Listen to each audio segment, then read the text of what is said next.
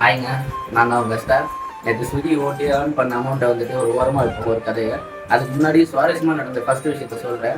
நேற்று வந்துட்டு என்கிட்ட ஒருத்தர் வந்துட்டு லிஃப்ட் கேட்டு வந்தார்.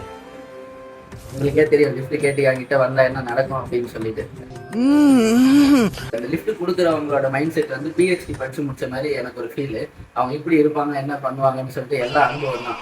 வண்டியில் கூப்பிட்டு என்னங்க சார் அப்படின்னு, இல்லைப்பா என்ன கொஞ்சம் அப்படி முன்னாடி ஃப்ரெண்டில் மட்டும் கொஞ்சம் இறக்கி கொடுங்க அப்படின்னாரு. நானும் உட்காருங்க அப்படின்னு சொல்லிட்டு உட்கார வச்சுட்டேன்.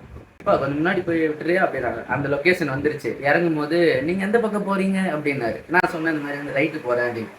அப்படி நானும் அடையார் பக்கம் தான் போகணும், எனக்கு கொஞ்சம் நீங்கள் போகிற இடத்துக்கும் கூட்டு போகிறீங்களா அப்படின்னு. எனக்கு ஆல்ரெடி ரொம்ப நேரமாக ஒரே போர் அடிச்சுட்டு இருந்தது, என்ன பண்ணுறதுன்னே தெரில. அப்போ தான் வந்துட்டு ஆடு தானாக வந்து மாட்டுச்சு. என்ன ஆயிடுச்சு, உங்களுக்கு ஐயப்பன் கோவில் தெரியுமா?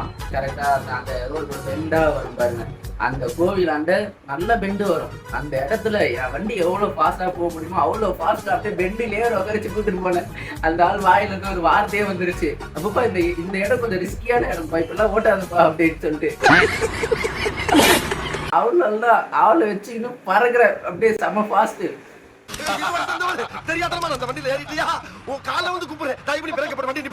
பக்கத்துல ஒரு பஸ் ஸ்டாப் ஒன்று இருக்கும். அந்த இடத்தாண்ட வந்துட்டு, சார் இந்த பஸ் ஸ்டாப்ல இறக்கி விட்டா நீங்க போய்ப்பீங்களா அப்படின்னு. இல்லப்பா இந்த மாதிரி வந்துட்டு நீங்க எங்கேயா இறக்கி விடுங்க, நான் வேற யாருக்குன்னா லிஃப்ட் கேட்டு போய்க்கிறேன் அப்படின்னாரு.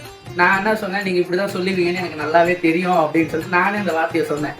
அப்போ நான் சொன்னாரு, சரிப்பா எப்படி கண்டுபிடிச்சிங்க அப்படின்னு.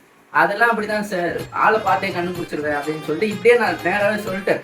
அப்புறம் அவர் இறக்கி விட்டு அந்த ஆள் கேட்ட ஒரு வார்த்தை இருக்கு பார்த்தீங்களா, என்ன தெரியுமா கேட்டாரு, யூ டோன்ட் மைண்ட் உங்ககிட்ட வந்துட்டு ஒரு 20 rupees இருக்குமா அப்படின்னாரு. என்கிட்ட ₹1 இல்லை அப்படின்னு சொல்லிட்டேன். அப்போ அவர் சொன்னாரு, கையில இல்லைனாலும் பரவாயில்ல, உங்ககிட்ட வந்துட்டு ஜிபேல இருக்குமா? ஏன்னா கையிலே இல்லைன்ற அவனுக்கு ஜிபேல வேற கொடுப்பாங்களா அவனுக்கு? நான் தான் சொல்லிட்டேன், என்கிட்ட ₹1 கிடையாது. லிஃப்ட் கேட்டீங்க, ஒரு இடத்துல இறக்க சொன்னீங்க, அதை தாண்டியே உங்களை கூப்பிட்டு வந்து கிட்டத்தட்ட 3 கிலோமீட்டர் தள்ளி வந்து உங்களை இறக்கி விட்டுருக்கேன், என்கிட்டே காசு கேட்குறீங்களா அப்படின்னு. சரி ஓகேப்பா, உங்களோட இந்த பெரிய மனசுக்கு ரொம்ப ரொம்ப சந்தோஷம்ப்பா, ரொம்ப தேங்க்ஸ்ப்பா அப்படின்னாரு.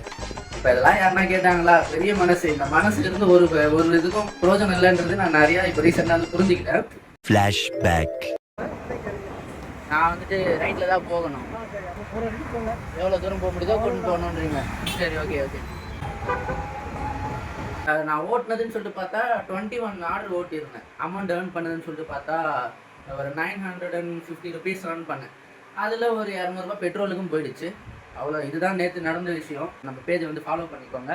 ஸோ பாய் கைஸ், அடுத்த ஒரு வீடியோவில் வந்து பார்க்குறேன். இதோட இந்த வீடியோவை முடிச்சுக்கிறேன். ஓகேங்களா? பாய்.